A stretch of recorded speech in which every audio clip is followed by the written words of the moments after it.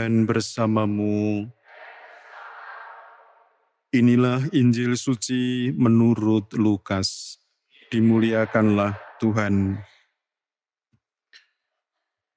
Pada waktu itu, beberapa orang datang kepada Yesus dan membawa kabar tentang orang-orang Galilea yang dibunuh Pilatus, sehingga darah mereka tercampur dengan darah kurban yang mereka persembahkan.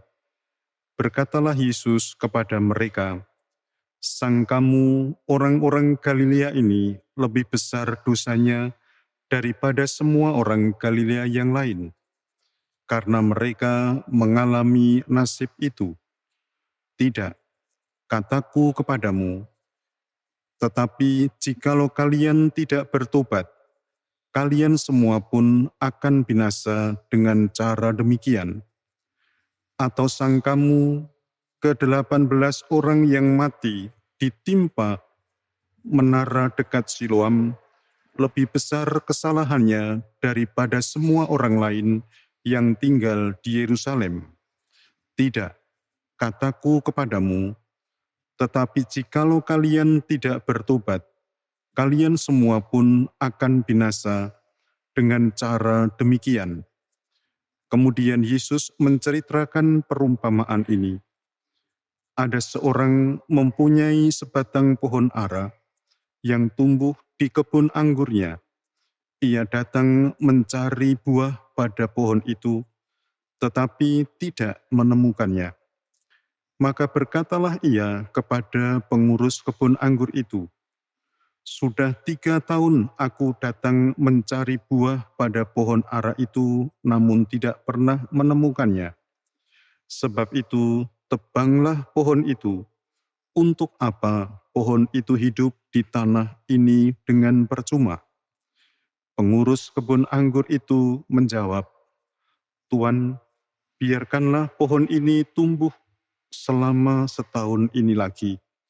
Aku akan mencangkul tanah sekelilingnya dan memberi pupuk kepadanya. Mungkin tahun depan akan berbuah. Jika tidak, tebanglah." Demikianlah sabda Tuhan. Terpujilah Kristus. Para saudara yang terkasih di dalam nama Tuhan, kecenderungan untuk menyalahkan orang lain atau bergembira atas penderitaan orang lain rupa-rupanya sudah ada sejak zaman dulu kala.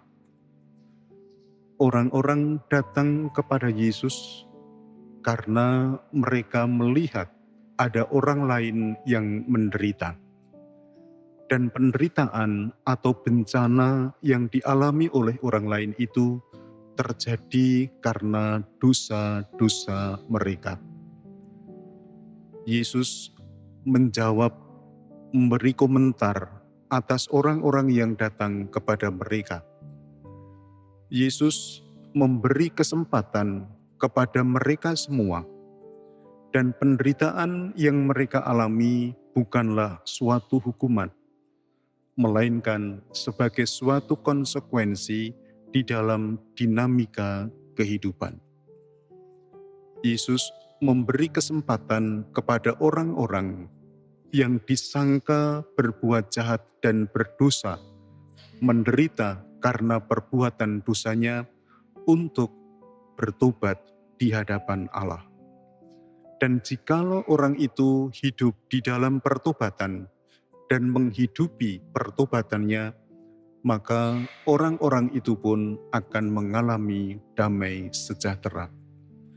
Namun jikalau dia yang sudah diberi kesempatan oleh Allah untuk memperbaiki diri dan membangun pertobatan, namun tidak menggunakan kesempatan itu dengan baik, maka rupa-rupanya mereka juga harus menerima konsekuensi atas perbuatan-perbuatan dosa mereka. Namun inti yang diajarkan oleh Yesus adalah bahwa Allah senantiasa memberi kesempatan kepada hambanya yang berbuat dosa untuk bertobat. Dan jikalau orang itu sungguh bertobat, maka Tuhan membuka tangan dan hatinya untuk menerima kembali orang itu dan hidup di dalam pangkuan kasih-Nya. Bapak, Ibu, dan para saudara yang terkasih di dalam nama Tuhan, marilah kita mohon berkat dari Tuhan, agar kita pun diberi keberanian untuk setiap kali meneliti batin hidup kita, dan jikalau kita hidup tidak sesuai dengan kehendak-Nya, kita berani datang kepada Dia dan mohon rahmat, pengampunan, dan kekuatan untuk memperbaharui hidup kita. Kemuliaan kepada Bapa dan Putra dan Roh Kudus,